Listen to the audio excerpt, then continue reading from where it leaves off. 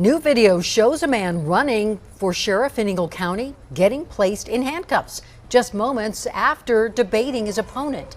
Paul Agneberg will be on the ballot next month against incumbent Republican Sheriff James Van Beek. Agneberg is calling his arrest on outstanding warrants for traffic violations invalid and a political stunt. This evening, he talked with Denver 7's CB Cotton. CB? Jacqueline, to be really clear, Paul Agneberg is not your traditional candidate. He doesn't claim a political party, and he believes most systems of government, like courts and policing, are unconstitutional. Between Eagle and Lake counties, he was arrested in 2021 for failing to provide proof of insurance, expired plates, driving without a license, and driving an unregistered vehicle. He filed several motions to dismiss these charges, and then he never showed up for his court hearings. And that's what's led up to this latest incident. Cell phone video shared with Denver 7 shows Agneberg being arrested Wednesday night after a debate with the incumbent sheriff, James Van Beek. The Eagle County Sheriff's Office released a statement Friday saying ranking law enforcement officials were made aware of the active warrants for Agneberg's arrest prior to the debate. The statement goes on to say Agneberg was informed too. Agneberg was released on a PR bond Thursday, but now he's calling his arrest invalid because he says when he was taken into custody, he wasn't provided with a copy of the warrant signed by a judge.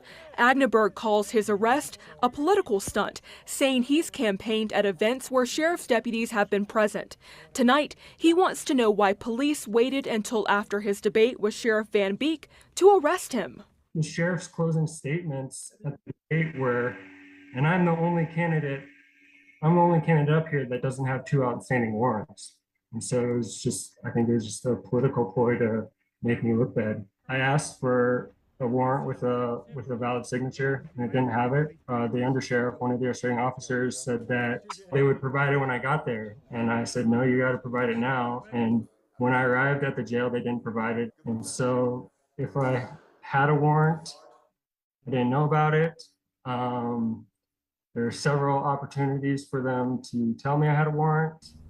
No one ever said anything at any of these events.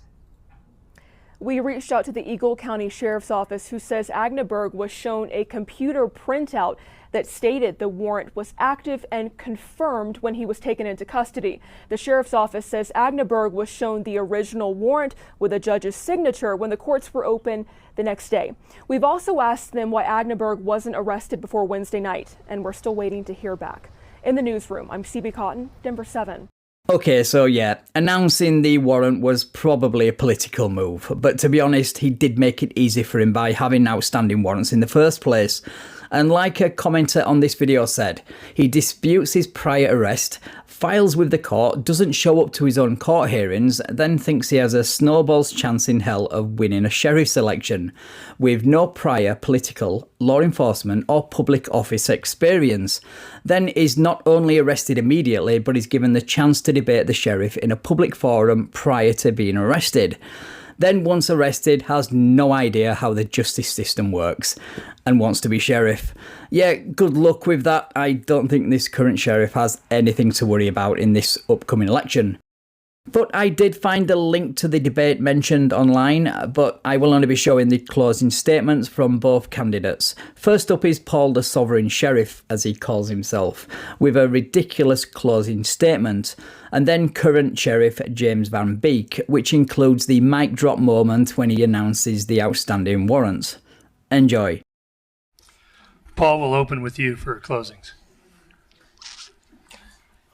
Okay. So, yeah, I want to be a peace officer. I will never use violence against nonviolent people in the county. A crime actually requires a victim and a perpetrator. The state is claiming to be injured by our actions, and it creates victimless crimes in order to force its perception of morality and to generate revenue. The sheriff's office is generating revenue off of traffic tickets. Everybody in this county is at risk of getting robbed by police and politicians for financial gain. And as sheriff, I will not participate in this violence against peaceful, nonviolent people. Let's see if my opponent is willing to commit to the same.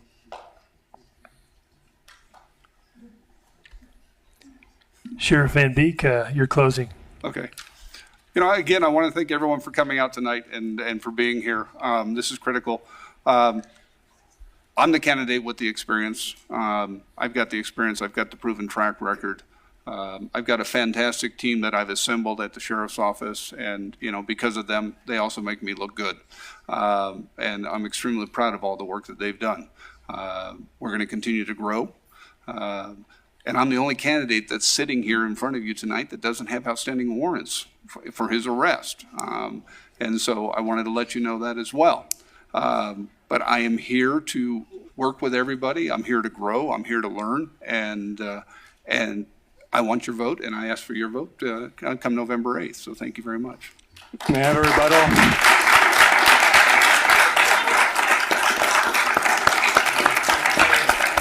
Can I have a rebuttal?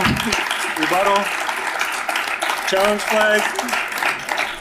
And yes, as you've already seen in the video, he was arrested shortly after leaving this event. But what do you guys think of this? Let me know in the comments below, and if you would like to watch the full 30-minute debate between Sheriff Van Beek and the Sovereign Sheriff, who enjoys sharing no victim, no crime memes on Facebook, then I'll drop a link in the description below. Anyway guys, thank you so much for watching, and thank you also to my channel members and patrons for your continued support. It really does mean a lot. Right, take care all, and I will catch you in the next video.